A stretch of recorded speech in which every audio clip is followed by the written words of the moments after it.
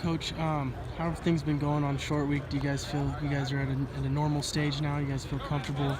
Yeah, I think after the first couple of days, you really kind of get back on track. I mean, there's you won't be over dramatic about it's one day, and then really where you feel that is early in the week. So at this point, it feels like a Thursday. It is a Thursday. Tomorrow's a Friday, and we crank it up on Saturday, our normal Saturday, if you will.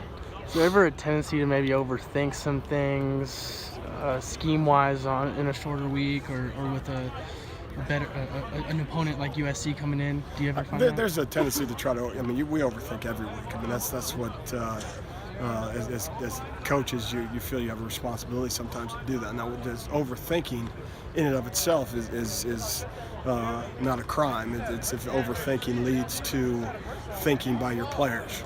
So that's the balance that you got to have. You're always trying to be as detailed as you possibly can while still allowing them to play as fast as they're capable of. And so that's the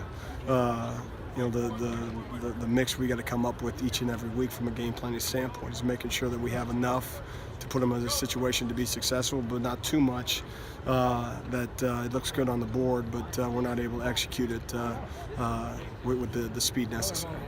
USC's kind of gotten off to slow starts in each of their games. Is that something as a defense that you guys like? Do you think that matters? Yeah, every week is independent of the week prior to, and so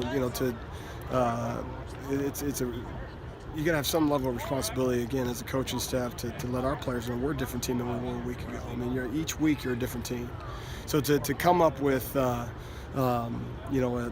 blanket answer for what their first four games were like. Those were four different opponents, and there's scenarios that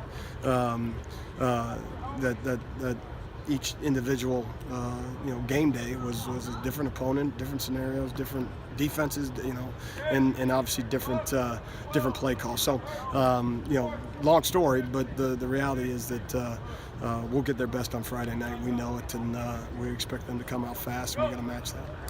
Does Darnold's athleticism and speed kind of surprise you to jump out on tape at all? It doesn't surprise me. I mean, we've watched him from afar for the last couple of years. I mean, and specifically last year. Watching what he's capable of doing. I mean, you turn on any game once he became the full-time starter last year, and he's the elite quarterback, one of, if not the elite quarterback in the United States of America. So nothing he does surprises us. He has the ability to extend plays. He has the ability to find the open man and throw guys open when they're not open. And so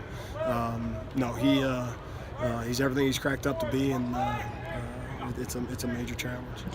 Is that just kind of the knowing that USC wasn't on the schedule last year, and when he did start playing, is that the fan in you, or is it just, okay, we know we're going to play them next year, you kind of just want to get an early look at them? No, we have enough to worry about in a given week to think about the opponents for the coming year.